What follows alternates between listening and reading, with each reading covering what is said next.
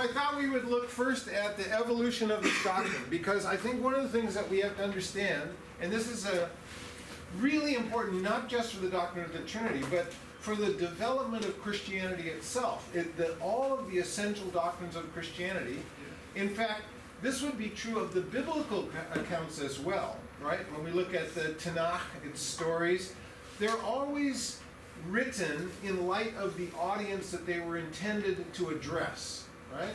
So this is really important.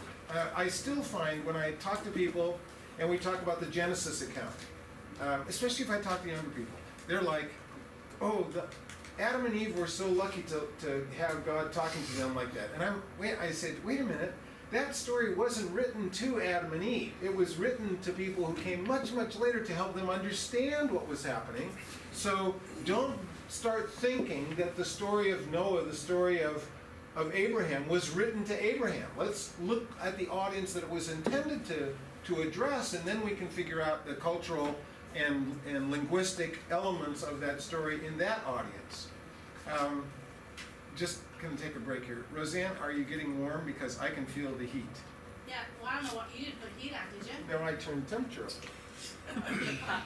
Well, no, yeah, it's definitely, yeah, I'm getting hot. Just set it on what you want it to wind up at. You sure it's not just the subject? There you go. Okay, yes. Yeah, it's not the subject, yeah. So the point is that when we look at the way the Trinity was developed, one of the things that we must understand is what was happening in the environment of the church, that is in the social, political, and economic realm of the church when these doctrines were developed, right? They didn't just birth out of... They were not ex nihilo creations, right? They came about because of something that was happening in the need of the people that was going to be addressed by the development of these church ideas. And I'm going to just share with you some material. This is not original. It comes from this great book by Richard Rubinstein called When Jesus Became God. And the interesting thing about this book is it's not theology.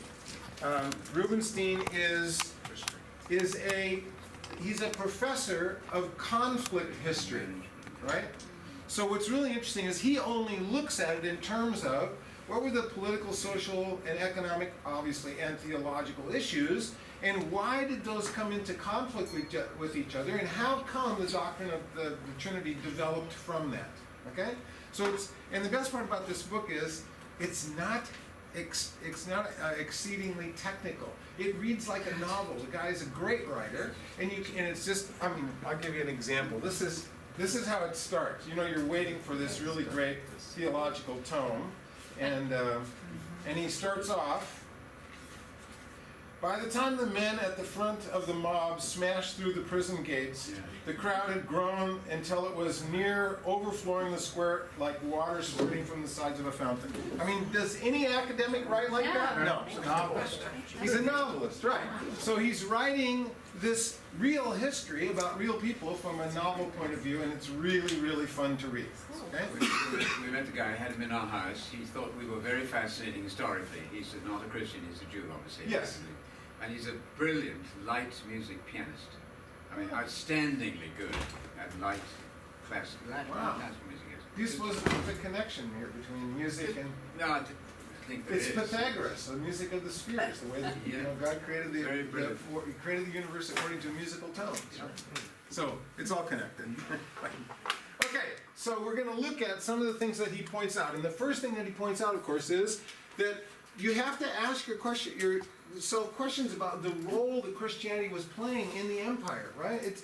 We have this, unfortunately, I think we have this naive view that somehow the Roman Empire was avowedly pagan, and it took an enormous effort of all of these evangelists to actually convert the population to Christianity. But that's not kind of what happened. What happened is the emperor and the more famous bishops, the ones who had power, began changing the shape of the culture around them by replacing pagan ideas or syncretizing pagan ideas with Christian beliefs so that people's identity shifted.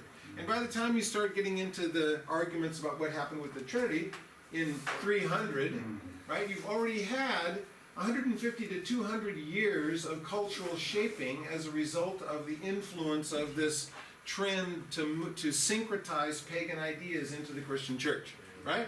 So the political situation in the empire, when this starts to develop, is, it's at the end of we're reaching the end of the Roman Empire. So there's all kinds of political tension in the empire. Not only is it being attacked by other empires outside of the Roman influence, but inside it's starting to fracture, right? It's very much like the political situation today, where we have a real diversity in opinion, and the effort of the emperor is to hold this together, because he doesn't want to have a civil war while he's trying to fight an outside war, right? And so the emperor gets involved many times in this, and not just one emperor, but several emperors get involved in trying to bring about some kind of unity in the religious body, because the identity of the population is now tied to their religion. Once they left pagan ideas behind, or they syncretized those into the Christian faith, they identified themselves with a religious affiliation. And so who they were, if you were in the Roman Empire and you said, well, who are you?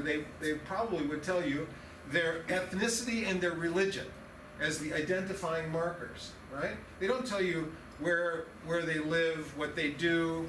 They start talking about their faith, because now it's become so much a part of the culture that it actually identifies who they are. So religion becomes a very important political topic, because it causes so much fragmentation in the empire, right? Yeah. The result of all of that is that by the time we get to the seed of what happens for the development of the doctrine of the Trinity, and it doesn't start off as a Trinitarian idea, it starts off with this, what do we do with Jesus, right? By the time we get to that, we have two really important centers of power, religious power, and because religion is tied into the culture, political power as well. Those two centers are Alexandria and Constantinople. Constantinople, for us, we think Rome was the center of the Roman Empire, but it wasn't the center of the Roman Empire. Constantinople was the center of the Roman Empire.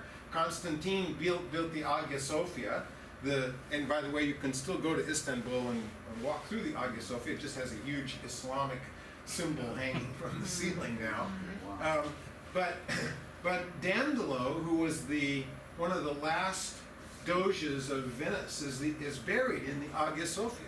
He's the only Westerner buried there. So you can see that there was a connection between Constantinople and the West through Venice. A long history about how Venice, the power of the Venetian Empire, was all through the Mediterranean, and obviously tied to religious belief as well. So Constantinople represented the empire's political and religious center, Constantinople, and Alexandria represented the empire's philosophical and religious center, right? Because the Greek population that was responsible for Hellenistic education in the empire was centered in Alexandria.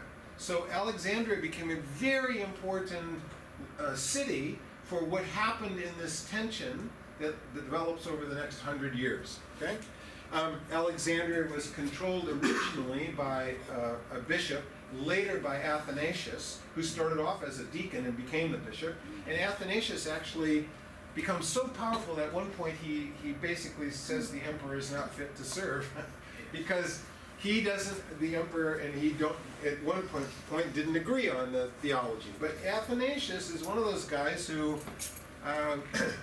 maybe I can say this, he almost has a Napoleon complex. He's not a big guy, but he wants powerful control of the theological arena, and as a result of that, he has bishops who are aligned with him and opposed to his archenemy Arias. Yeah. Right? And so the two of them represent the two sides of this argument.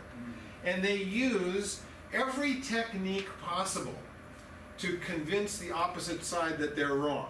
And those techniques include excommunication, mob violence, beatings, imprisonment, exile, murder, everything that you can. I mean, this is politics. This isn't religion. You don't sit down and have a textual argument over what the verse means. After you've had the textual argument and the other guy doesn't agree with your compelling argument, You kill him. right? Well, ultimately, I mean, you excommunicate him, then you exile him. If he still hangs around, you eventually have a mob, storm in and break through into the prison walls and carry the guy out and hang him.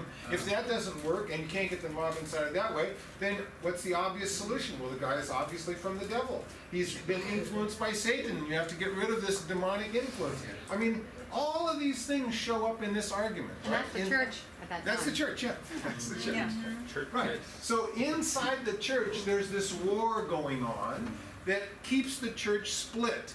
And the emperor, of course, on the outside is interested in one and only one thing: uniformity across the empire, because he can't deal with this internal conflict that's going on that causes one city to be at war with another.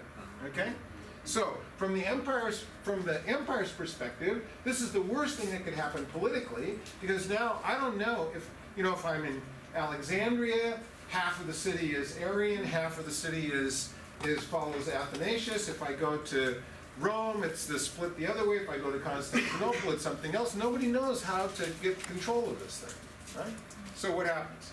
So the Athanasian doctrine starts off like this. Remember, the Trinity doesn't develop until very late. At first, you have only this issue over the divine Father and the divine Son.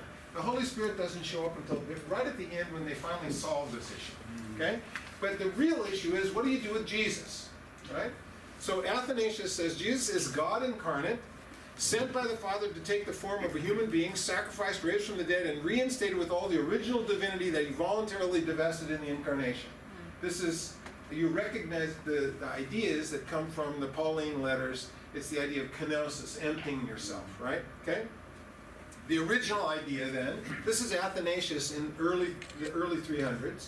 The original idea gets modified by two Gregories and another guy that we'll talk about, who ultimately solved this problem by developing the Trinitarian idea. But you can see at the beginning, it doesn't talk about the Holy Spirit at all. It only is talking about, what do we do with this guy Jesus? Where was that thought that they had to do something with him? Hold on just a second, okay?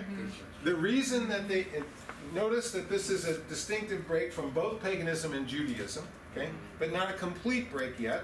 Because Arias, look what Arias says. Jesus is a person of sublime moral accomplishments, adopted by God as his son, sacrificed to redeem humanity, raised from the dead, and granted divine status. Right?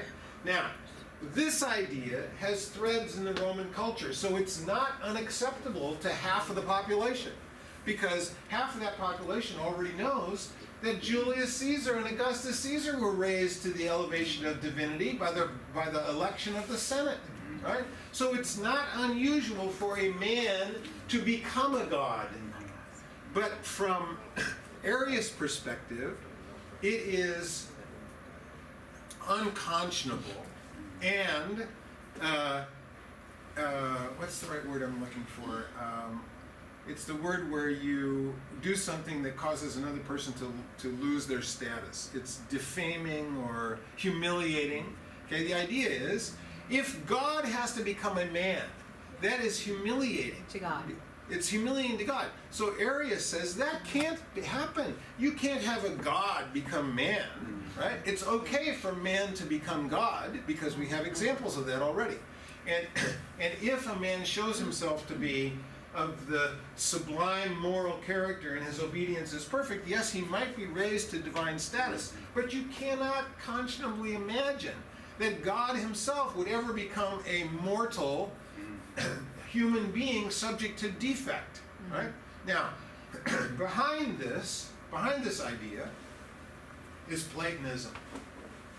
Really, really deeply seated in the Hellenistic idea. Because Platonism basically says the material world is defective, right? The material world is essentially corrupt. It's only the spiritual world, the world of the true, the good, and beautiful, for Plato, the forms, which are, in essence, uncorruptible, okay? So if I have God in the spiritual world, how can he become part of the corrupt world? Right? No, it has to work the other way around. That God elects someone out of the corrupt world who then shows himself worthy to be elevated to the divine world. Right? Whereas Athanasius works in exactly the opposite way. What he says is, it's not possible for a corrupt human being to ever save the corrupt world.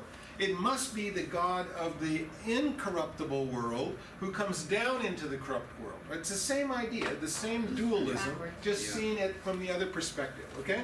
So Arias has a high view of humanity because he believes that human beings can actually become moral, respected moral agents, that God will recognize the effort that you put in and obedience matters. Athanasius is exactly the opposite. What he says is, no matter what you do at the human level, it will always be unworthy. He ultimately plants the seeds for total depravity in Calvinism, right? Calvin didn't invent this. It goes way, way back into the philosophical ideas of Plato, and so what Athanasius is saying is, it's unimaginable that any human being could ever save a corrupt world because all humanity is corrupt. So it must be God who comes down and he isn't corrupted because he is God, right? So the argument, now you can see how the argument centers on who is Jesus.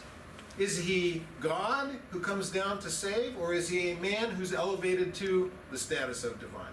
Well, but don't they go by what Scripture says he is? Who does that? Phyllis, of course not.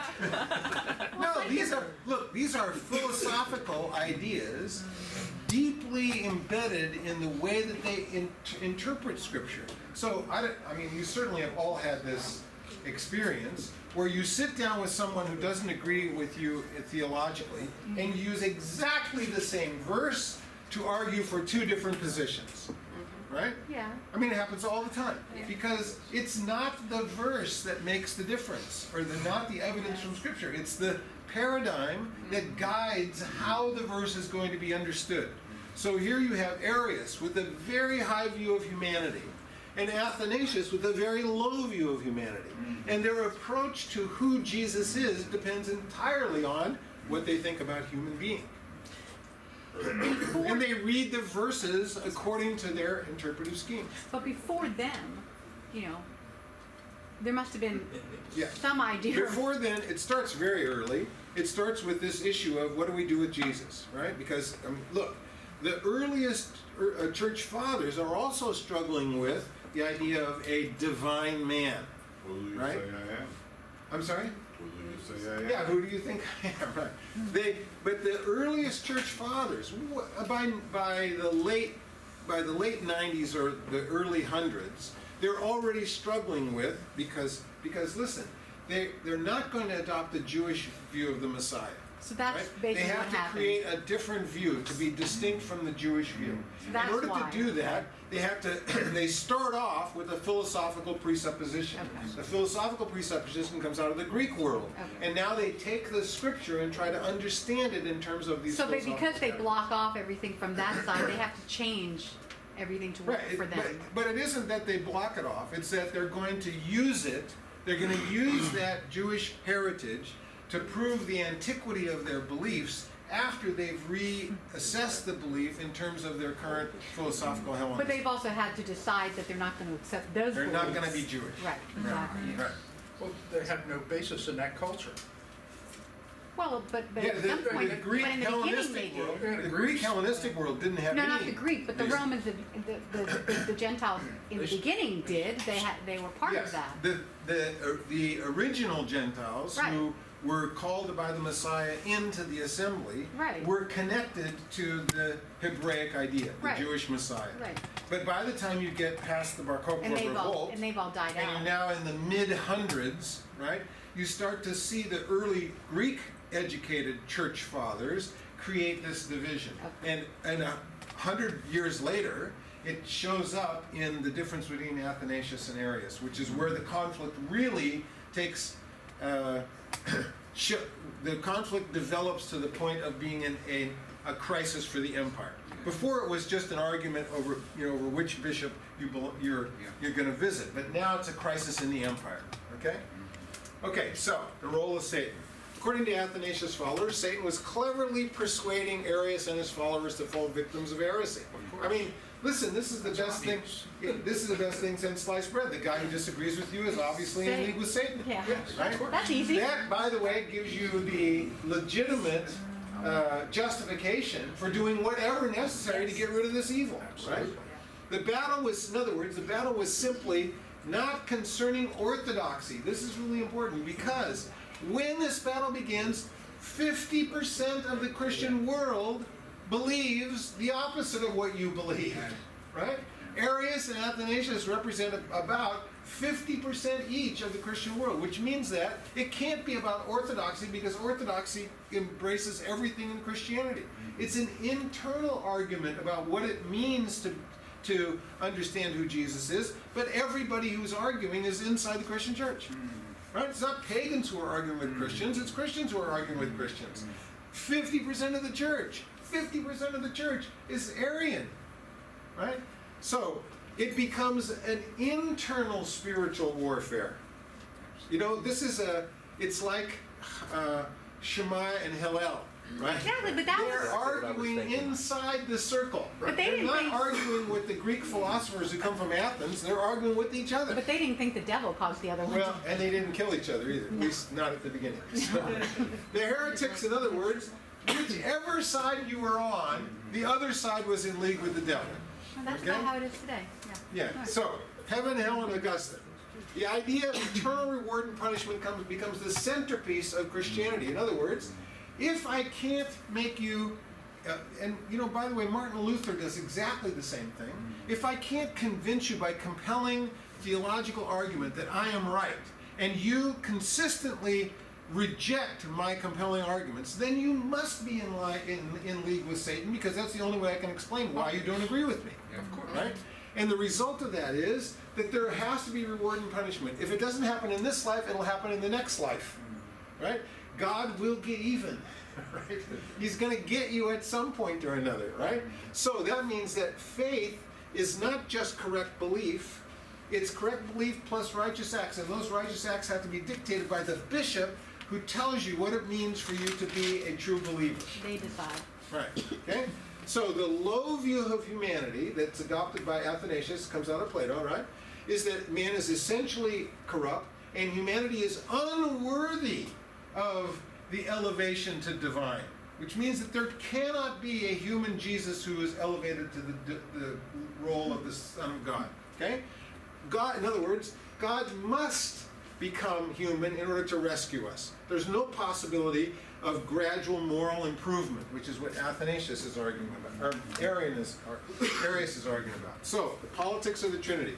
What was happening in the empire? Well, the important part about this is, if we look at what was actually happening politically in the empire, we can see not only is this the internal fragmentation, but the empire is being attacked. Look, this is mid-300s, right? The Roman Empire actually fails by 500, right? By the time the Mongol hordes and a bunch of other invading armies come through, the Roman Empire is done, okay? It survives as the Holy Roman Empire, but it's far smaller than it was. So on the outside, I have political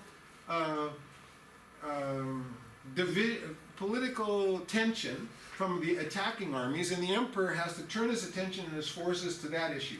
So he can't have an internal civil war going on at the same time because he doesn't have the ability to control it all, and the civil war disrupts the revenue flow and everything else that he needs in order to keep the empire going, right? So, the problem is that it's not simply, I just thought of this, you can use the contemporary politics in America Yeah. as a perfect example. Because you know what? It's the difference between Republicans and Democrats. Yeah. It has nothing to do with the evidence anymore. It has to do with an ideology. Exactly. Right? So it doesn't actually matter what happens in the circumstances. If I'm a Democrat, I'm a Democrat, I'm a Democrat, and I don't care what the evidence is, I'm a Democrat. And the same thing with the Republicans, right? This tension that we feel today broke out in actual warfare between the population and the empire. The president is saying, I have to have unity, and the way I'm going to get unity is to bring all the bishops together and force them to come up with a creed that everyone can ascribe to. Okay? Now, there's two interesting things that happen here. The first is that I have to affirm the dominance of the Roman way. In other words, I can't have an empire where people have diversity of opinion. Because diversity of opinion will lead to civil unrest, and civil unrest will affect the economics and politics of the empire, right? I need people to agree so they will pay their taxes. That's what it really comes down to, okay? So, that means that I also have this view that the Roman Empire has a manifest destiny. The manifest destiny of the Roman Empire is to bring civilization to the world, right? So if I'm Roman, I believe that my civilization is the only civilization and everyone else is a barbarian. If I have civil unrest inside my empire, it calls into question my manifest destiny. Because now it looks like I don't have the kind of internal coherence that a civilized world would have. So I cannot allow this kind of internal strife going on because it affects the way I feel about what civilization is like, right? Okay? And by the way, this has immediate application to several subsequent European and American civilizations. The idea that we're bringing, as George H.W. Bush said, we're bringing democracy to the world, as though that's the solution, right? So the same idea filters through how we understand who we are today, right? But it begins in this Roman idea that we are civilized people, as Cicero said. Our wars are no more violent than was necessary to bring civilization to the world. Right?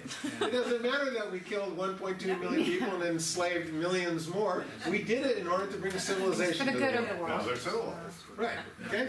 So what's really important here is this. This idea, by the way, this idea is also true of Israel, right? That the revival of past glory depends on social and spiritual unity. This is really an important idea that's not only in this argument, but finds its way through all kinds of other arguments, including the Messianic idea in Israel. And it works like this. I look to the past, when Julius and Augustus ruled without exception. The Roman Empire was at its largest size under the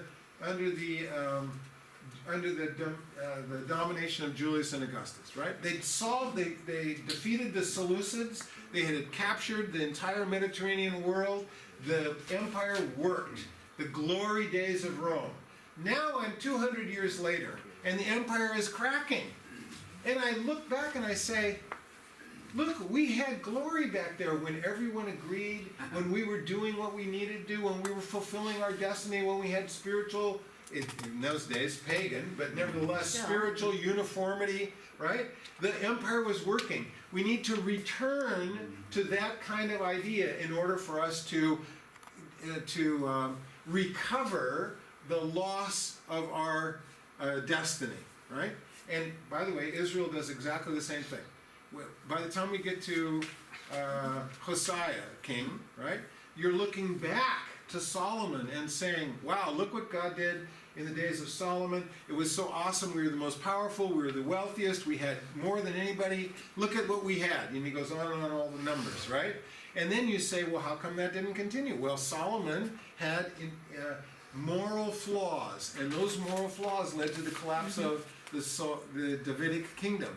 And now what we'll do is recover by having social and spiritual unity, and God will bless us again, and we'll become, the dog instead of the tail, right? The same idea happens in Rome. And what's happening with this split of the bishops is that it's causing internal foment that is questioning the idea of Roman civilization. So the argument doesn't, what I'm trying to make clear is that the argument doesn't turn on theology. The argument is turning on the political and economic impact of the theology. Okay? So, religion as an arm of the state. So Constantine, religious disunity was a threat to the empire. A Christian leader should emulate Greek philosophers. Okay? In other words, a Christian leader should become the philosopher king of Plato. Right? In the Republic, Plato talks about the philosopher king, the one who is, from our Western tradition, the perfect embodiment of Solomon minus women. Okay? That is wealthy, powerful, wise, capable of making rulings that only a divine impartation could occur without the 1,000 women to distract it. If you just get rid of the 1,000 women, everything would have been fine. Okay? So, the great bishops then needed to find harmony in order to provide this foundation that the emperor could work with to carry forward the manifest destiny of Rome. And you asked, when did this all start? Origen, who's very early, stirs the pot with this idea, subordinationism. And what he means is that yes, Jesus is a God, but he's a lesser God. Right? He's subordinated to the Father. Well, that caused all kinds of disruption in the theological circles of the bishops, and the East accepted it. The Constantinople East, remember the Roman Empire is much bigger than just Europe, right? And the West rejected it. And so now you got the bishops split over this idea, and now you start this whole process of councils to come together to create a creed that everyone can adopt. Okay? So Arias and Alexander, 318. This is 318. The rejection of pre-existence becomes the issue over how I'm going to develop this creed. The idea of God becoming human was offensive, right? And so Greek epistemology means it's either or, not both. You got to have a right answer and a wrong answer, which means that the good news is that we can all become God's children, right? This is Arias. He's saying, listen, when Yeshua exhorts us to copy him, he's saying that we can become like the Messiah, right? Because the Messiah is human. So we have the opportunity to do that. Athanasius is saying that's impossible. Human flesh is corrupt from the beginning. That's the other side of the argument. And it's not feasible to even imagine that this could happen. But something happens politically that allows Athanasius to win the argument. We'll see that in a second. Yeah, I was going to say, it's Athanasius that comes out ahead. So Bishop Alexander rejected Arius' view. Jesus was eternal God in human form, uncreated, but not a second God. Remember, they had to get rid of this subordinationism idea. So the question then became, how could God become human? Right? And this was the beginning of the two natures solution, which is God is human, that Jesus is human, but he's also God. And they, one nature, two natures, one essence. So when Bishop Alexander came out with this idea, he had to remove Arius from his office. And what he basically did was excommunicate Arius. Now, what you'll discover is that as we go along in this argument, one side excommunicates the other side, then they get back in power, then they excommunicate the guys who kicked them out. It goes back and forth the whole time. The same people are excommunicated and reinstated over and over and over as the political wind changes, right? It's kind of like the bureaucrats that belong to one. Everything is politics. Right. So what happens is Christianity becomes creedal, right? So now we go through the councils and we get confessions. The idea that we're going to bring about unity within this fractured theology by coming up with a creed that everyone can endorse. And the first one is the Confession of Orthodoxy in 320. The bishops meet. Arius is that what they determine is that Arius is within the scope that's allowed by the creed. Okay.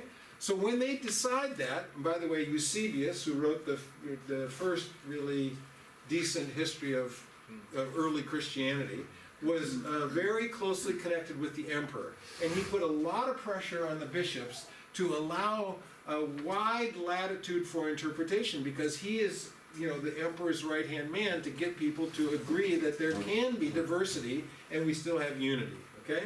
So in 321, the Council of Caesarea approves Arius, demanding Alexander reinstate him.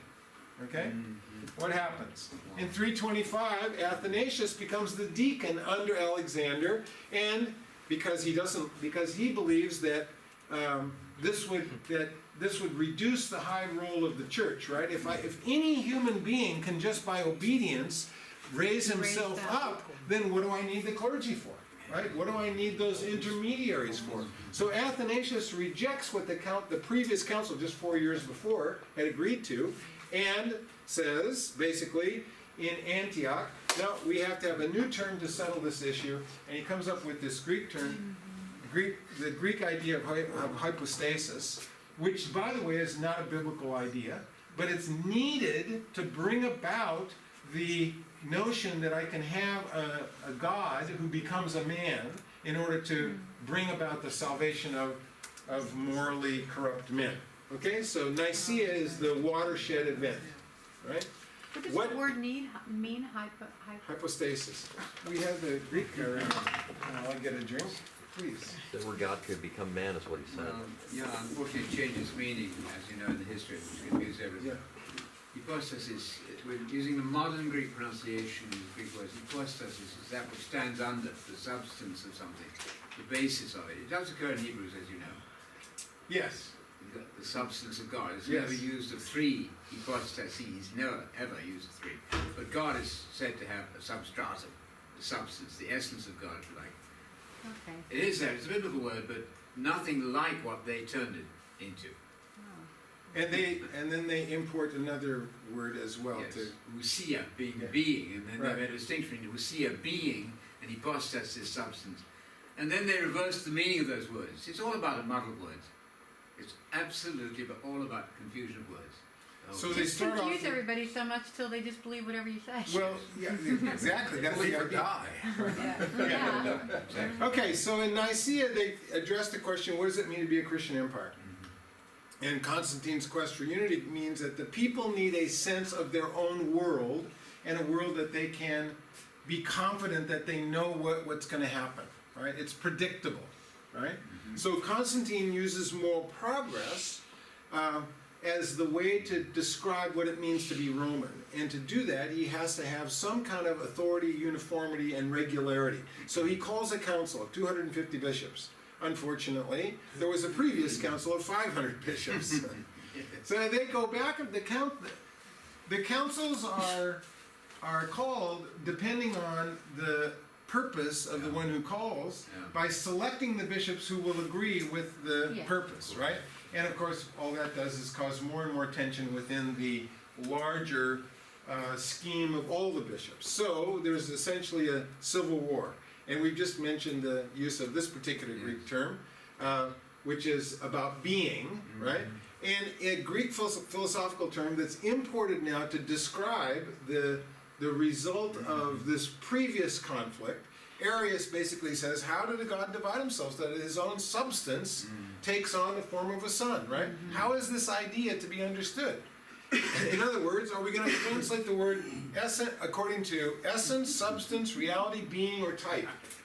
Right? Which word are we going to use?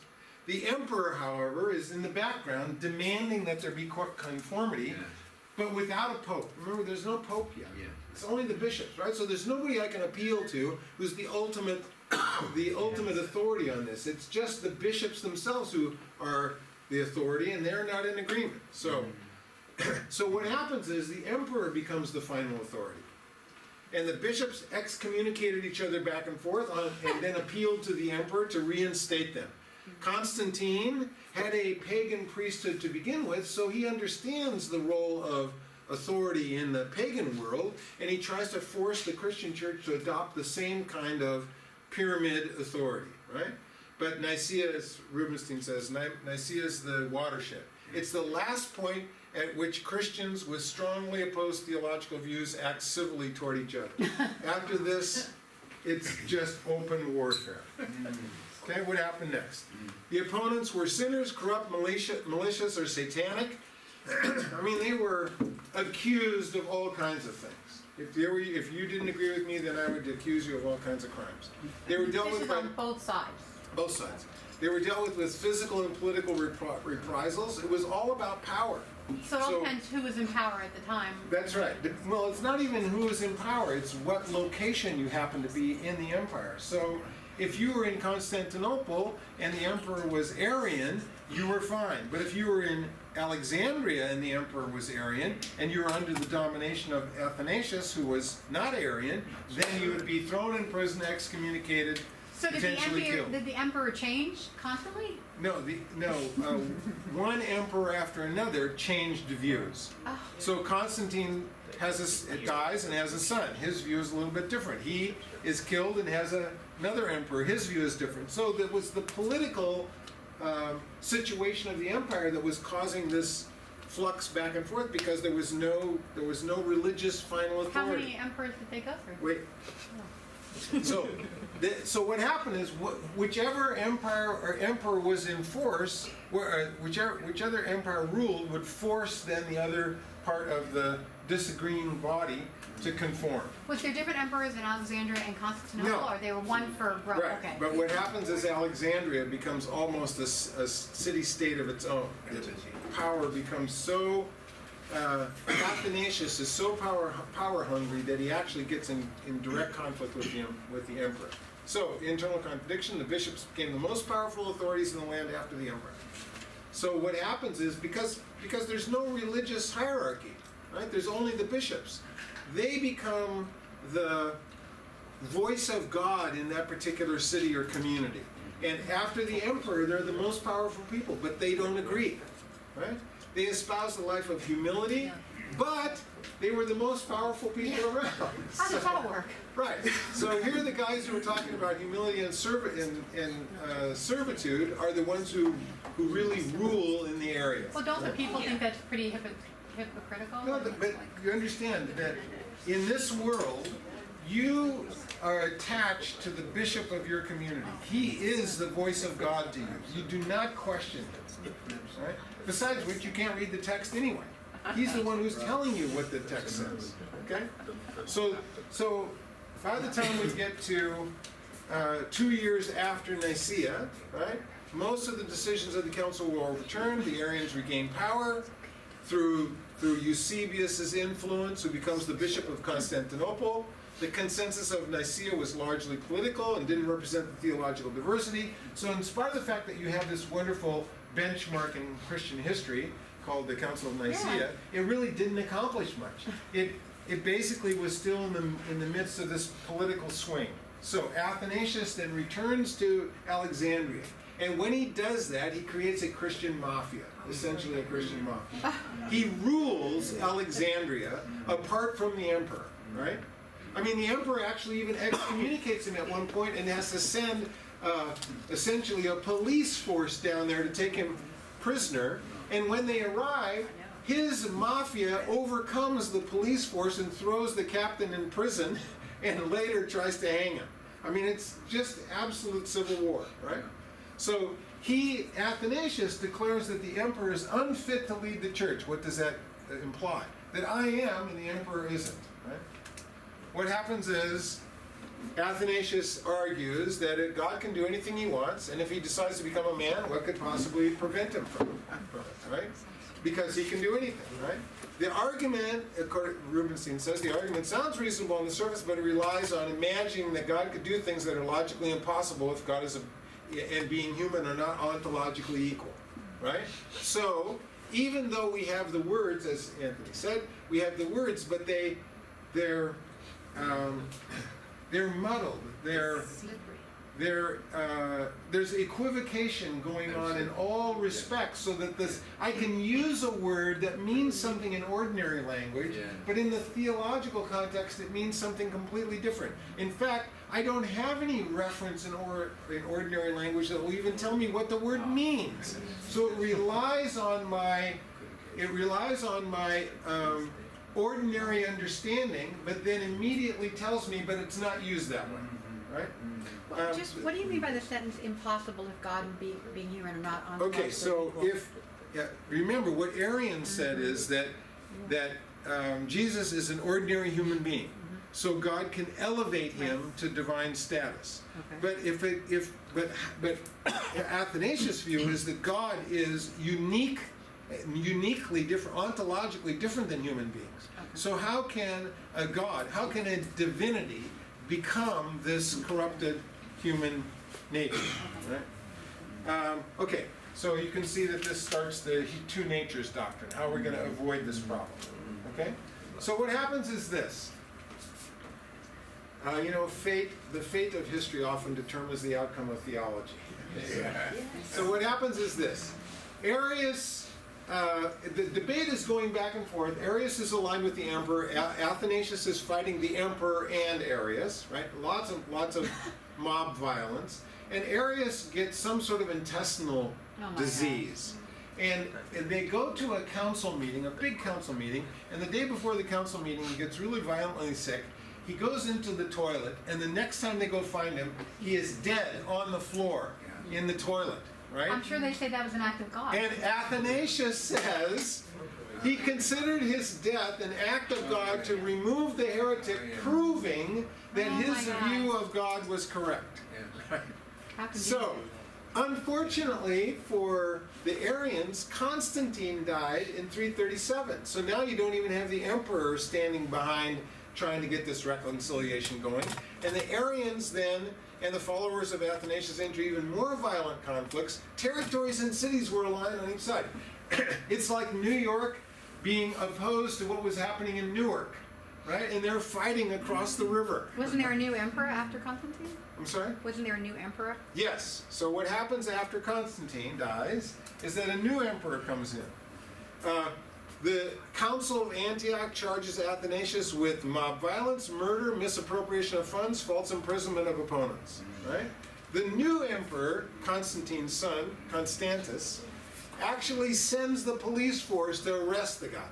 And then they have this battle, and because of Athanasius, basically mafia in Alexandria, they actually imprison the guy who sent there to arrest him.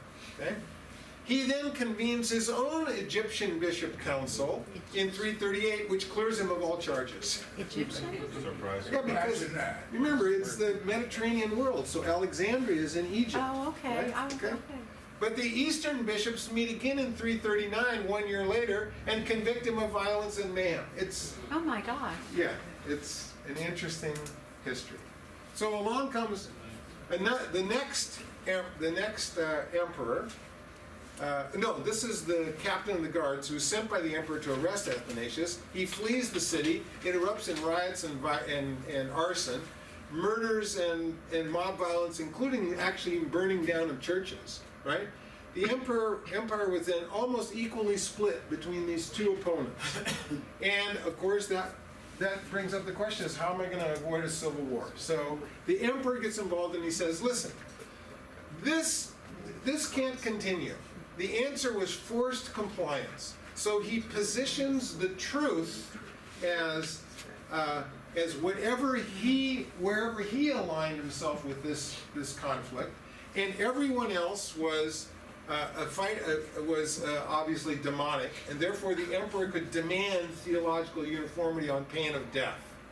So Constantius favored the Eastern Arians, right? And he convened 9 councils from 351 to 360. 9 different councils of the bishops to enforce this idea. In 357, this particular council declared that the Arian doctrine was officially promoted as the Christian doctrine. Now, think about this. Today in the West, no one even thinks, Arianism is a heresy. Yeah. Right? But in 357, it was declared as the absolute theological doctrine of the Christian church.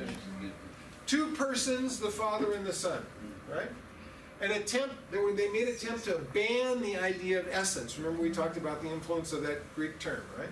The emperor then approved this idea and called a council of 600 bishops to agree and bring this uniformity.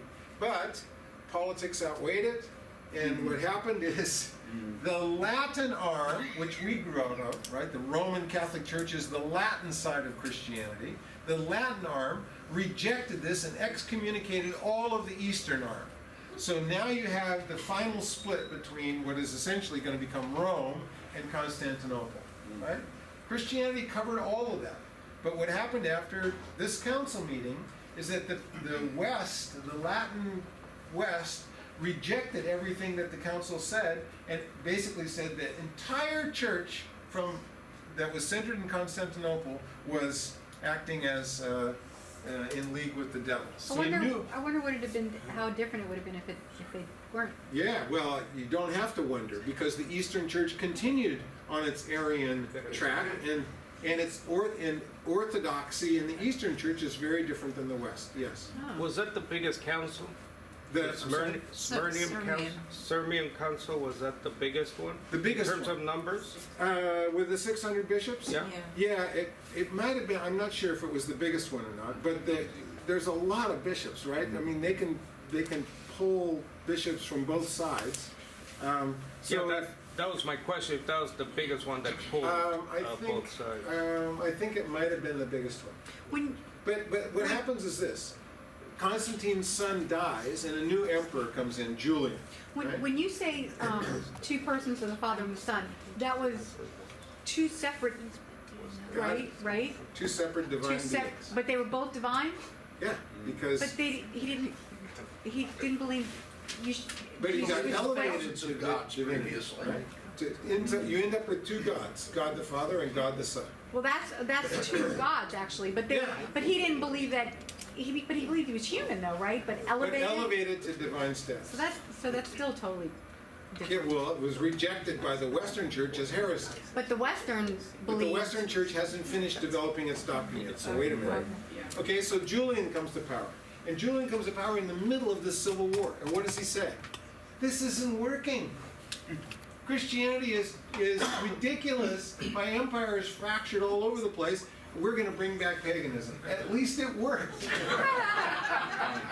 And he tried to reinstate the pagan practices and temples and everything else in the Roman Empire. Because remember, the glory days of Rome under Julius and Augustus were days of paganism, right? So, the church responds. Athanasius embraces the conservative block of the Arians. This is really interesting, right? Athanasius says, hey, listen, there's some of you over there who are opposed to paganism no matter what. If we have a common enemy, then we should be brothers. So Athanasius invites the conservative Arians to join him in forces to defeat the emperor's move. And fate again, Julian is killed in battle. And paganism dies with him, right? The church is vindicated because the really vicious, terrible pagan emperor died in a battle. Okay? What happened? In its final form then, remember now we're into the fourth emperor since all this is What year is this? this is about 380. In its final form, these guys, Gregory of Nyssa, Basil of Cappadocia, and Gregory of Nazianzus, they create the final piece of this doctrine. They introduce the idea of the person of the Holy Spirit. Right? In other words, up to this point, no one's been arguing about the person of the Holy Spirit at all. The issue is always about the divinity of Jesus. Now these three guys take Athanasius' idea and they reformulate it so that they now have three persons in one being, right? The united conservative Arians and Athanasius followers got on board because they had just responded to an emperor who was trying to reinstate paganism. God is one essence in three persons, a distinction between ousia and hypostasis, right? So the three individuals sharing one essence becomes the center of the reformation of the doctrine. And that means that it's completely distinct from Jewish monotheism and opposed entirely to the idea that a human being could be elevated to divine status. Okay? So, I gave you the wrong date. In 373, Athanasius dies. The new emperor Valens is killed in battle in 378. It's Rome's worst defeat ever. Right? So, if you have manifest destiny and God is on your side and you have the true belief and you lose in the worst battle of defeat that you ever had, guess what? you have to have an explanation. You have to have an explanation of why that happened, right? Again. Bishop Ambrose claimed that the defeat was the verdict of the verdict of God against the Arians. In other words, that group of Arians who were still hanging on to their elevated humanity were the reason that the emperor. It affected everybody. They It affected fell off. everybody. No, Yeah, I'm it saying was the worst defeat that the Roman Empire had ever had, right? And it had to come from someplace, and it must have come from the spiritual defectiveness of the Arian belief. So they caused it. Right, so they caused it. The central idea of Arian thought was the gradual improvement of man. But now this seemed impossible because the civilization, which has the manifest destiny of improving the world, had just been defeated by barbarians in the worst possible battle that you could imagine, right? So now it looks like the barbarian forces are actually overcoming the idea that Rome is bringing civilization to the world, right? That means that it must be the punishment of God. For what? The punishment of God for? For them not being in uniformity over this doctrine, Oh. right? So the sense of vulnerability in the empire causes the West to break entirely from the East and say, you know what? If you guys want to go that way, you can be in league with the devil, but we are not going to do that anymore. Our identity is based in this doctrine, because this doctrine will guarantee us now that God will protect us and bring us back into a state of uniformity and triumph, right? The Arian doctrine was then assigned as punishable by death. So from this point on, from 373, look how long we've gone. From 373, right? We've had almost 100 years of battle to get to the point where the Arians are finally said, if you believe in Arian doctrine, you're executed. The Yes. state didn't enforce that? Did the state have a death penalty for heresy or Yeah, they did, actually. at that time? Yeah, they had a death penalty. And what's really interesting is that previously they'd had a death penalty for other religion. The Roman Empire had used this before. During all these years, the hundreds of years that this was going on, were the Jews still living in? Yeah, that of course, the area? Jews are spread out all over the empire, but they're also persecuted, of course, because they obviously aren't going to adopt this doctrine. So the campaign. A long wave of violence begins against the heretics. There's a massive schism with the East. Fallen humanity could only be saved by God. Jesus had to be God to save us. The cult of the Virgin Mary begins. Oh, it starts there? Yep, starts there. And the adoption in its final form was in 381. So from 299 to 381, nearly 100 years, the church was entirely involved in this controversy. And during most of that time, there was a back and forth over which doctrine was going to be adopted, and at some points, actually, the acceptance of both views, right? But in the end, the West, the Athanasius Gregory modification in the West dominates Western Christianity, and you and I are the inheritors of that. Yeah. If we'd grown up in the East, if we'd grown up in the Greek world or the Russian Orthodox world, we'd have a different view of this. But we, by accident of birth, have become the inheritors of this tradition and this argument that lasted for almost 100 years. So the Russian Orthodox Church, they still believe the other way? What do they The believe? Russian Orthodox and the Greek Orthodox Church are much more. Just a second. Friendly? They're much more. They're much more aligned with Arian's view of the Humanity is. the high role of humanity, right? Whereas the Western view follows, and you can see it in the Reformation, Calvin and Luther with this very low view of humanity. So, but they still believe in the Trinity. Sort of. Yes and no. Yes and no, depends. Right? We'll see. Okay, so here's the history lessons. Look, in order to understand what happens in the Trinity, you have to understand the role of the general political situation. In other words, ultimately the development of the doctrine of the Trinity depends on the politics of the day. Right? Who's in power, who's isn't in power, which other influences that surround the empire are affecting what happens inside the empire, right? It also depends on the power of the state and the church, how those two came in conflict with each other. It depends on the populace's need for assurance. If I believe that if I'm that if I'm obedient to God, and God will therefore bless me with prosperity, victory, and ultimately the manifest destiny of bringing civilization to the world, and that doesn't happen, there must be a reason, and the reason must be a theological one, a spiritual one, right?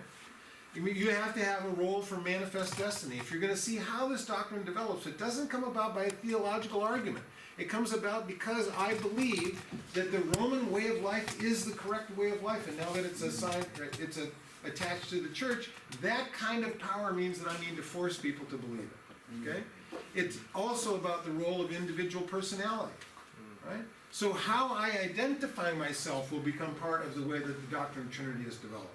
And finally, it's about forced conformity and the defeat and loss of hope when I don't see what I believe God has promised for those who are obedient coming true. Right? And this reason this is a history lesson is because it's happened again and again and again. It's not just happening in the 3rd and 4th centuries in Rome.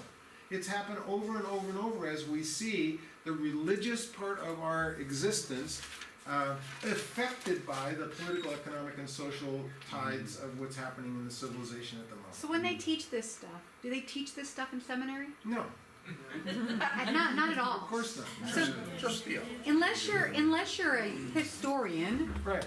you're not going to have any idea Right. that this. What you learn in seminary is the doctrinal issues, right? You learn the difference you learn that Arianism is a heresy, and you learn why. You learn that you might not even talk about Athanasius, but you talk about the Trinitarian development post-Gregory, right? And the discussion will be, as Anthony will show you, the discussion will be about how all of the text then is used to proof text the argument. But no one will tell you that it was a Roman defeat in Emperor That Valens. the political and the stability Right. and all that. No one's concept. going to talk about that because the church history has been modified so that it serves the purposes of the winner, Yes. which is the church. Yeah. But the Right. church knows. But they're not They telling. know what Yeah, they're that- talking. I mean, isn't it? I mean, look, I taught hundreds of pastors. They don't know. No, They were never taught. let's say the church, like the You mean the Pope, historians the in the bishops. Yeah, I mean, Yeah, sure, but it's history. But nobody the pays whole any point attention is, to them anyway. yeah, but here's the point. The history isn't relevant, these days, the history is not relevant to the belief system, right? In other words, the actual evidence about what happened doesn't matter. That's right. Facts, right? What matters is what you believe now. It doesn't make any difference how you got there. That's Right? right. And that's the lesson that we learned Or from whether this little history lesson, is that now, today, if you walked into, I will dare you to walk into any church, and ask them to explain to you how the defeat of Emperor Valens affected the doctrine of the Trinity. They have no idea. No, it's true. Nobody in the church has any idea. They don't even know what manifest destiny of Rome has to do with it, right? So what happens is, what matters to them is, what do you believe now? What do you believe that the text tells you today? not why you what it- believe it or whether it's true. Doesn't matter. It's true because I believe it. But I believe it goes even further than that. What I'm seeing is that, I'm listening to all of this and I'm like, whoa, man. It's the bishops now are just the different denominations, and they send their people to go to where it's taught what they believe. That's so right. people just go like Yeah, if willing if sheep you're going to be in the slaughter. Southern Baptist, you got to go to the New Orleans Southern Baptist Seminary, or you go to Denver Baptist It Seminary, or goes you go across to the board. yeah, It goes it's across the board. it's the same all the way across. There needs Nobody proper indoctrination. nobody teaches. Look, nobody teaches the actual circumstances of the development of any of these doctrines, nor the opposing positions. They teach so that the pastor will preach a particular form of the Well, doctrine because if they- that's acceptable to If them. they taught that, people might say, wait a minute, this may not even be real. Well, we want affirmation of what we already believe. That's why changing That's a true. paradigm is so hard. Is Right. because That's we just right. want people to affirm That's what we very believe. true. Right. That's right. However, the positive in it is that there is, and we are experiencing it more and more, there are people who are waking up and who want to know. Yeah, so they There all read are. Skip's blog. we see, Well, there's a lot of different. that's not even on Skip's law, but that are waking up and are wanting to know. Yeah. The problem is when they wake up and they wanna know, and they go to the church, Oh, they can't yeah. find out. Because there's nobody in the church that can instruct them. Well, that right? would even You're want to. dangerous. And then, of course, they feel like, where can I, Yes. where can I go? They find a place where they start to learn, and then the church community excommunicates Right, they them. would be murdered. Because now they're outsiders, right? They're no longer supporting the belief system which keeps the structure of the church going. They're called the duns. The duns. Yeah, yes, David. So, can we go back for a second? There's Yeah. a couple things that, Oops, I went the wrong way. I'm wondering if you could elaborate on a little bit. One Maybe. is, how does this, Where do you wanna go back to? well, no, it's just the idea, if you look at Athanasius and Arias, it's sort of two sides of the same coin in a sense, because they're both saying there could be a God-man.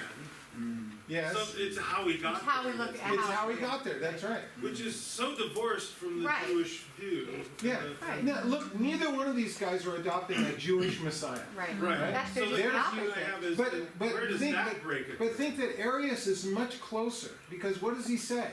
He says, Jesus is a human being, born in a special kind of way, right? Chosen by God to play this particular role, and upon completion of the role, elevated.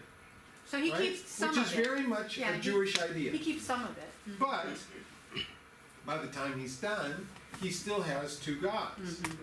It's just a different way of I mean, he has two gods, whereas the Jewish, the scriptural idea is one God, Echad, right? That's it, one God. But Arius ends up with two. It's just that Athanasius starts from the other end. And he says there are always two gods, basically one God with two persons who, and then that creates all of the equivocation over what that means. That's why with that. If you go back to Acts, for example, you see Paul and is it Barnabas or Silas, where they want to call one Zeus and one Hermes. I mean, they've already got this idea, obviously. But that's man but- can be God. Yeah, but that's the whole point. Yeah. In the Roman world, Yes. this is not unacceptable, Right. right? So the question I have then is there a way to delineate and kind of pinpoint even the time frame, general time frame, that this That the split mentality just Or kind of companies, so. overwhelms Christianity? Oh, okay, so what there's a- happened? Yeah, you have a general. I don't think you can pinpoint it, but you Yeah. have a general idea. Here's generally what happens, right? You got Christian elements influenced by Greek philosophy, beginning about the middle of the 2nd century. So say 130 to 160, I right? think it's that late. The early church fathers are starting to struggle with philosophical ideas that they inherited from Hellenism and applying them to reinterpret the Jewish texts. Okay, but it's very mixed, right? I mean, they got a foot in both worlds. Okay, what happens along the way? This is the fate of history. What happens along the way is that they get the power of the empire behind them. In 150 more years, or 200 years, now they have the empire behind them. Now it becomes not just a religious issue, now it becomes an empire issue.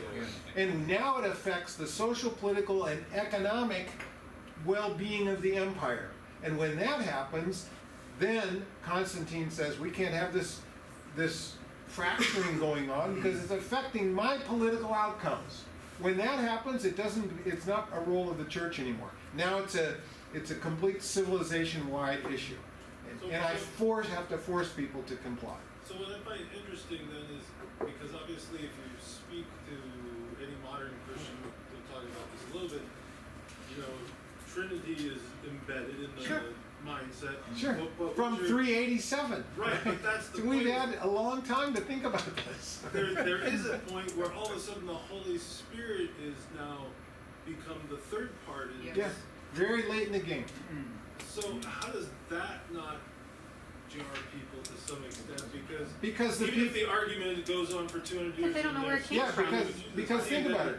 If I finally settled the issue that one God can be two persons, why not three? What's it matter? What's the problem? Why not four? It's the same concept, right? There's a couple of other issues that are going on that you can explore in the book where he talks about how that came up. But the point is, I first need to settle this idea about the essence of God, right?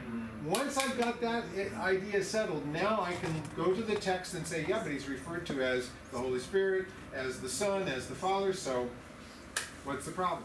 Skip, Yes. thank you for this presentation. We're asking ourselves, this is probably one, if not the only, type of presentation out there that we will be able to watch on YouTube when we upload it. So thank you for your work, for your zeal for this. Yeah. One comment, you brought up the so-called Cappadocian Fathers, the three Gregories. Yeah, two Gregories, and, yeah. Two Gregories, sorry, and Yeah. there's a good book by Wolfson, W-O-L-F, Wolfson, The Philosophy of the Church Fathers. Yes. And he makes an interesting comment, I don't know if you read that book, that Gregory of Nyssa, or Nyssa, said that what they created was a medium between the evils of Jewish monotheism, the Shema, and the evils of paganism. And what they created, the two Gregories Right. and the other guy, was a medium.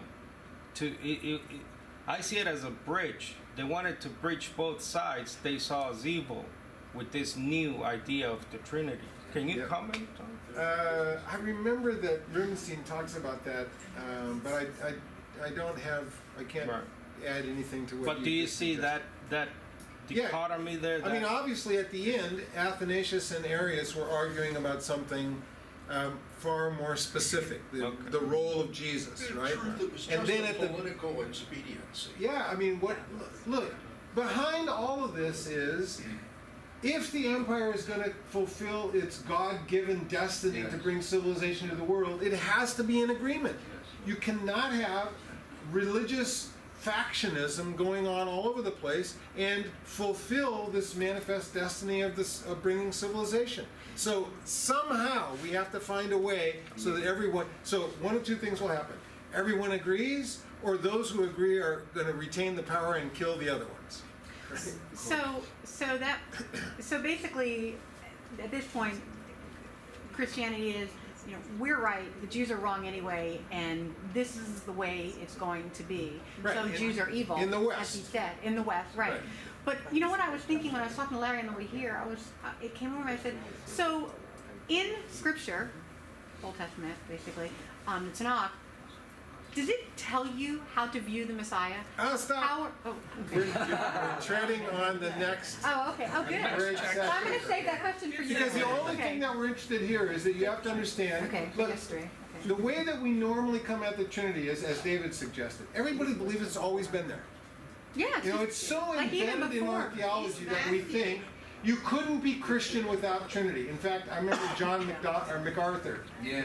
saying that if you don't believe in the Trinity, you can't be saved. Right, Okay? right. So think about that. There were, for nearly 400 years, the church debated this. And nobody said you couldn't be saved if you didn't agree, because there wasn't any agreement. Right? It's only post 400 AD that the church begins its process, the process of persecuting those who don't believe. And with Right? that idea that you can't be saved unless you believe in the Trinity, how in the world would you expect a Jewish person to ever believe in Yeshua at this You time? have to become. can't. You have to become Christian. And yet they do. Some. Yes. They do. But you understand that the only thing that we did here is to say, listen, the embedded idea that Christianity is Trinitarian Yeah. is not true. Right? It is true since 400. But before that, all this argument went on. So we'll just take a little. Mary in there, we could have a. Yeah, throw Mary in there. I mean, you have to have a Right, queen. exactly. If you got a king, you have to have a queen.